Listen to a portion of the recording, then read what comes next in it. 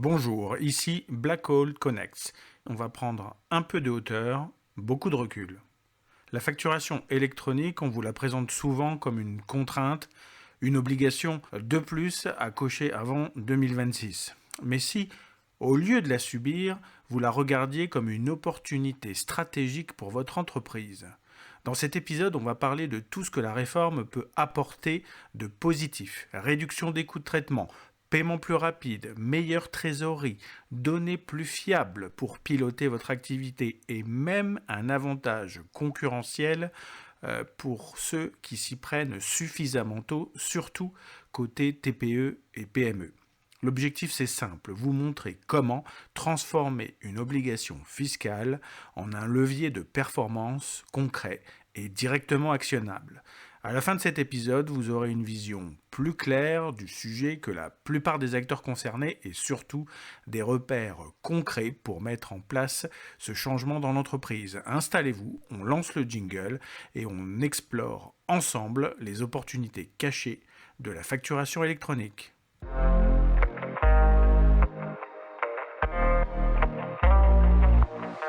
Le 1er septembre 2026. Notez bien cette date.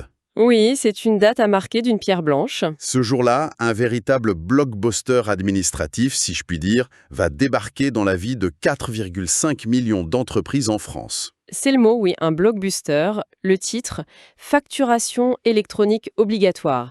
Et le pitch est simple, hein. Du jour au lendemain, la bonne vieille facture papier ou même le simple PDF envoyé par mail, c'est terminé, fini. L'enjeu se chiffre en dizaines de milliards d'euros, la technologie est de pointe et tout le monde, ou presque, est obligé de participer. On est vraiment face à un projet d'une ampleur comparable au passage à l'euro. Absolument, c'est plus qu'un blockbuster, c'est une véritable mise à jour du système d'exploitation de toute notre économie. C'est une bonne image, ça. On parle d'une refonte totale de la manière dont les entreprises échangent, commercent, déclarent leurs impôts. C'est un changement de paradigme et la France a décidé de monter sur scène avant beaucoup d'autres. Notre mission aujourd'hui, c'est donc de décortiquer cette réforme, comprendre d'où elle vient, comment elle fonctionne dans les moindres rouages et surtout ce qu'elle promet concrètement. Bon, alors décortiquons ça. Pour commencer, quel est le grand argumentaire? Pourquoi lancer une opération aussi massive, aussi disruptive maintenant? Alors, l'État avance un argumentaire très structuré autour de 4 objectifs majeurs. Le premier, c'est le plus visible, celui qui fait les gros titres, la lutte contre la fraude à la TVA. Le nerf de la guerre. C'est le nerf de la guerre. Les estimations varient, mais on parle d'un manque à gagner pour l'État qui se situe entre 5 et 25 milliards d'euros. Chaque année. C'est colossal. C'est colossal. Et l'idée de la réforme, c'est de rendre cette fraude quasi impossible. Comment? En créant une sorte de surveillance généralisée des transactions. Plutôt en créant une transparence généralisée. Avec le nouveau système, les données essentielles de chaque facture sont extraites et transmises quasi instantanément à l'administration fiscale. Ah oui, je vois. Plus besoin d'attendre un contrôle fiscal des années après. L'administration pourra croiser les données en temps réel, détecter automatiquement des anomalies. Par exemple? Par exemple, une entreprise qui déclare une TVA à l'achat qu'une autre n'a jamais déclarée à la vente. Ce sera visible immédiatement. C'est un changement de dimension dans les capacités de contrôle. L'argument de la fraude est puissant. C'est clairement le cheval de bataille de l'État. Mais on sait qu'un tel projet ne peut pas reposer que là-dessus. Pour convaincre 4,5 millions d'entreprises, faut autre chose. Les sources mentionnent des gains de productivité énormes. Ça me paraît même être le véritable argument de vente pour les entreprises, non? Vous mettez le doigt sur un point essentiel. L'État met en avant le fiscal, mais pour les entreprises, le vrai changement, la promesse, c'est le deuxième objectif, la modernisation et la réduction des coûts. D'accord. Il faut visualiser le volume, hein. On parle de 2 milliards de factures échangées chaque année entre entreprises en France. 2 milliards. 2 milliards. Le coût de traitement d'une seule facture papier, quand on additionne tout, l'impression, l'enveloppe, le timbre, la mise sous pli, l'envoi, et puis à la réception, l'ouverture, la saisie manuelle, l'archivage, on arrive vite à une fourchette de 8 à 15 euros. C'est énorme. On n'imagine pas tout ce qu'il y a derrière un simple bout de papier. Exactement. Avec une facture électronique structurée, qui passe de machine à machine sans intervention humaine, ce coût s'effondre. On tombe à 2 ou 3 euros. C'est une réduction de plus de 50%, hein. En moyenne, oui. Multiplié par 2 milliards de factures, le potentiel d'économie pour l'ensemble de l'économie française se compte en plusieurs milliards par an. Ce chiffre est impressionnant, c'est vrai. Mais est-ce que ça prend en compte le coût de l'abonnement à ces nouvelles plateformes obligatoires, le temps de formation des équipes? Le gain net est-il vraiment si évident dès la première année pour une TPE, un artisan par exemple? C'est une excellente question. Effectivement, il y a un investissement initial en temps et en argent. Les sources ne le nient pas. Mais la vision stratégique, c'est que sur le moyen et long terme, même en intégrant ces coûts, le gain global reste massif. D'accord. On élimine des postes de dépenses entiers et surtout, on libère un temps humain précieux. Et ça nous amène directement au troisième objectif, l'amélioration de la compétitivité. C'est-à-dire, C'est très concret. Une facture électronique est transmise et intégrée en quelques heures, parfois quelques minutes, au lieu de plusieurs jours par la poste. Résultat, les délais de paiement sont réduits. mécaniquement. Pour une PME, avoir sa trésorerie améliorée de quelques jours, c'est fondamental. Ça permet d'investir, d'embaucher. Et puis, il y a le gain pour les équipes comptables.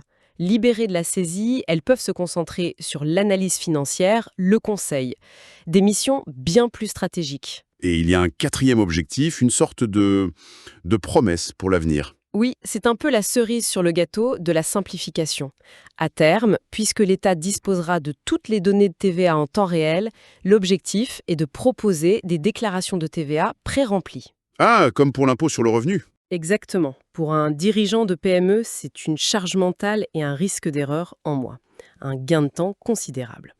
Donc, on voit bien la logique nationale, hein. Moins de fraude, plus d'efficacité, des entreprises plus compétitives.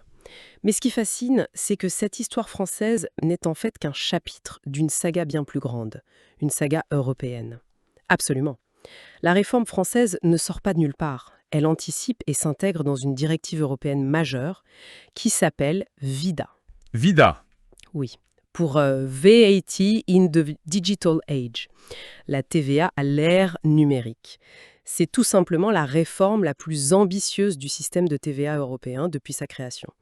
Elle a été adoptée en mars 2025 et elle repose sur 3 piliers. Lesquels? Le premier, c'est la généralisation de la facturation électronique obligatoire pour toutes les transactions intra-européennes d'ici le 1er juillet 2030. La France, en commençant en 2026, prend donc de l'avance. D'accord. Le deuxième pilier, c'est la mise en place d'une obligation de déclaration quasi instantanée de ces transactions, ce qui harmonise les contrôles. Et le troisième étant ce qu'on appelle le guichet unique de TVA pour simplifier la vie des entreprises qui vendent dans plusieurs pays européens. Donc en gros, la France est la première de la classe, avec l'Italie qui a été la vraie pionnière en 2019. C'est courageux, mais est-ce que ça ne revient pas un peu à essuyer les plâtres pour les autres? Quel est l'avantage de se lancer avant tout le monde? C'est la grande question stratégique. L'avantage, c'est celui du précurseur. D'abord, nos entreprises seront prêtes et déjà aguerries lorsque le marché unique basculera en 2030. Pas de transition dans l'urgence. Logique. Ensuite, tout notre écosystème technologique, les éditeurs de logiciels, les plateformes, développent une expertise avec plusieurs années d'avance. C'est un avantage compétitif qui peut s'exporter. Enfin, en étant parmi les premiers, la France pèse sur les discussions pour finaliser les standards techniques européens. Notre modèle influence les autres. C'est un pari calculé. Exactement. D'accord. La vision est claire, mais maintenant il faut faire atterrir la fusée. Concrètement, comment on organise ce balai entre 4,5 millions d'entreprises? J'ai lu dans les notes qu'on parle d'un modèle en Y, ça sonne un peu énigmatique. L'image est très parlante en fait. Il faut imaginer un Y majuscule. La branche de gauche, c'est l'entreprise qui envoie la facture avec sa plateforme. Ok. La branche de droite, c'est l'entreprise qui reçoit la facture et sa plateforme. Et le point de jonction en bas, c'est l'État. D'accord, je vois l'image. Le cœur du système, ce sont des acteurs nouveaux. Les plateformes agréées, les PA. Ce sont des opérateurs privés, des entreprises de tech, qui ont été certifiés par l'État. En janvier 2026, on en comptait 126. Et ce qui est fou, c'est que chaque entreprise aura l'obligation légale de choisir et de passer par une de ces plateformes. On ne pourra plus s'envoyer une facture directement. C'est une première. C'est une première, et c'est la clé de voûte de tout l'édifice. Ces plateformes ont 5 missions cruciales. 1. Émettre la facture de leurs clients dans un format standardisé. 2. La transmettre à la bonne plateforme du destinataire. D'accord. Recevoir les factures pour leurs clients. 4. et c'est fondamental pour l'État, extraire automatiquement les données fiscales de chaque facture et les envoyer au portail de l'administration. C'est le bas du Y, c'est ça. Et enfin, 5I, garantir l'interopérabilité. S'assurer que toutes les plateformes du marché peuvent communiquer entre elles sans accroc. Alors si je comprends bien le Y, le flux principal des factures, la relation commerciale, se passe entre les deux branches du haut via les plateformes privées. L'État, lui, ne fait que recevoir une copie des données fiscales. Il n'intercepte pas la facture elle-même. C'est exactement ça, et c'est un choix d'architecture très important. L'État n'a pas voulu créer une énorme plateforme étatique qui centraliserait tout. Il s'appuie sur l'innovation du secteur privé. Et ce portail public, il sert à quoi alors? Ce portail public de facturation, ou PPF, a deux rôles principaux. Le premier, concentrer les données fiscales pour les contrôles et, à terme, le pré-remplissage. Le second, gérer l'annuaire central, une sorte de gigantesque carnet d'adresses qui permet de savoir à quelle plateforme envoyer la facture. Et techniquement, il s'appuie sur l'infrastructure de Chorus Pro. Oui, qui est déjà bien rodé pour la facturation vers le secteur public. C'est donc un écosystème public-privé assez sophistiqué. Et pour que tout ce monde se parle, il faut une langue commune. C'est là qu'interviennent ces fameux formats UBL, CII et le chouchou français FactureX. Voilà. Pour que les machines puissent lire des milliards de factures, il faut un langage standardisé. UBL et CII sont des formats XML très purs, très robustes, très internationaux. Le langage des machines par excellence. C'est ça. Mais la France a beaucoup poussé pour FactureX, qui est un format hybride et très malin. En quoi est-il si malin? Il résout le principal problème de la transition pour les humains. Prenez un artisan. Aujourd'hui, il envoie un PDF. Demain, il enverra un fichier FactureX. Pour lui, à l'écran, ça ressemblera toujours à un PDF classique, lisible, avec son logo. D'accord, donc pas de grand changement visuel. Exactement. Mais caché à l'intérieur de ce même fichier PDF, il y a un fichier de données XML structuré, invisible pour lui, mais qui est une mine d'or pour le logiciel comptable du destinataire. Qui peut aspirer toutes les données automatiquement. Voilà. Date, montant, TVA, tout. Sans que personne n'ait à retaper le moindre chiffre. C'est cette double nature, lisible par l'homme et par la machine, qui facilite sa adoption. On a le pourquoi, on a le comment. Revenons à la promesse. Pour l'entreprise qui nous écoute, au-delà de la baisse des coûts, quel est le vrai changement au quotidien? Les gains opérationnels sont multiples. Le premier, on l'a dit, c'est la trésorerie. Une facture payée 10 jours plus tôt, pour une PMA, ce n'est pas un détail. Non, c'est clair. C'est parfois la différence entre investir ou stagner. Le deuxième gain, c'est la libération des talents. Le contrôleur de gestion ne passe plus ses lundis à courir après les factures papier égarées. Il analyse les marges. La valeur ajoutée est incomparable. Et le troisième gain? C'est la réduction drastique des erreurs et des litiges. Comme ça. Grâce à la traçabilité totale. Le nouveau système fonctionne comme un suivi de colis. L'expéditeur sait en temps réel où en est sa facture. Déposée, transmise, reçue, acceptée, mise en paiement. Fini les discussions du type « Ah bon, je n'ai jamais reçu votre facture ». Exactement. Fini ce genre de discussion. Tout est tracé, daté, sécurisé. Les erreurs de saisie manuelle, qui sont une source majeure de problèmes, disparaissent mécaniquement. Ça fluidifie et ça assainit la relation commerciale. Et si on dézoome un peu, au-delà de l'entreprise individuelle, qu'est-ce que ça apporte à l'économie française dans son ensemble? Ça veut dire plusieurs choses.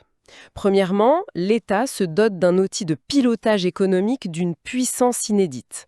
En analysant les données, il pourra suivre le pouls de l'économie en temps réel. C'est un avantage pour ajuster les politiques publiques. Un avantage énorme. Deuxièmement, il y a un bénéfice écologique. Pensez à ces 2 milliards de factures. C'est du papier, de l'encre, du transport. La dématérialisation représente une réduction significative de l'empreinte carbone collective. Donc, si on résume, on a un projet pharaonique, une mise à jour obligatoire du système d'exploitation de notre économie. L'objectif officiel, c'est de traquer la fraude fiscale, mais la vraie promesse pour les entreprises, c'est un gain d'efficacité colossal qui nous met en pole position pour la suite européenne. C'est ça. La mécanique repose sur un duo public-privé, avec des plateformes aux premières lignes et un portail public en chef d'orchestre des données. C'est une excellente synthèse. La promesse est en effet celle d'un cercle vertueux. L'État collecte mieux l'impôt, les entreprises gagnent en productivité et l'économie devient plus moderne. Sur le papier, le scénario est parfait. Et pour conclure, quelle est la dernière perspective que l'on peut tirer de ces sources? la question qui reste ouverte. Le discours officiel présente une modernisation vertueuse, où tout le monde est gagnant. Et les bénéfices qu'on a décrits sont bien réels. Mais ça laisse une dernière question en suspens. Une question qui n'est pas dans les brochures, mais qui est au cœur de la réussite du projet. Laquelle? Les sources sont unanimes sur les bénéfices potentiels. Mais la vraie interrogation, c'est de savoir si cette révolution sera vécue et perçue de la même manière par le grand groupe industriel déjà hyper digitalisé et par l'artisan qui fait sa compta le dimanche soir. Oui, est-ce que la promesse sera une opportunité égale pour tous? Voilà. La question n'est pas de savoir si la modernisation aura lieu, elle est inéluctable. La question est de savoir si la promesse qu'elle porte sera une vague qui soulève tous les bateaux ou si elle risque de laisser les plus petits sur le quai le temps qu'ils apprennent à nager. Merci d'être allé jusqu'au bout de cet épisode. C'est vraiment là que tout se joue, dans le temps que vous prenez pour comprendre ces sujets et les mettre au service de votre entreprise. Si ce podcast vous a été utile, vous pouvez vraiment aider la chaîne de 3 façons très simples. En mettant un like, un pouce bleu, en vous abonnant et en activant la cloche pour ne pas rater les prochains épisodes, en partageant cet épisode avec un dirigeant, un comptable ou un confrère pour qui la facturation électronique va vite devenir un vrai sujet. Et surtout, en laissant un petit commentaire pour nous dire ce que vous en avez pensé, écrire vos souhaits pour un prochain épisode. Ces gestes prennent quelques secondes seulement, mais ils font une énorme différence pour le référencement, la visibilité du contenu, et donc pour la capacité à continuer à produire des analyses approfondies et indépendantes. Prenez soin de vous et de votre entreprise, on se retrouve très vite pour un prochain épisode. Merci encore d'avoir pris ce temps avec Black Holes Connect. La chouette de Minerve vous salue. On se retrouve très vite, même rigueur, même hauteur.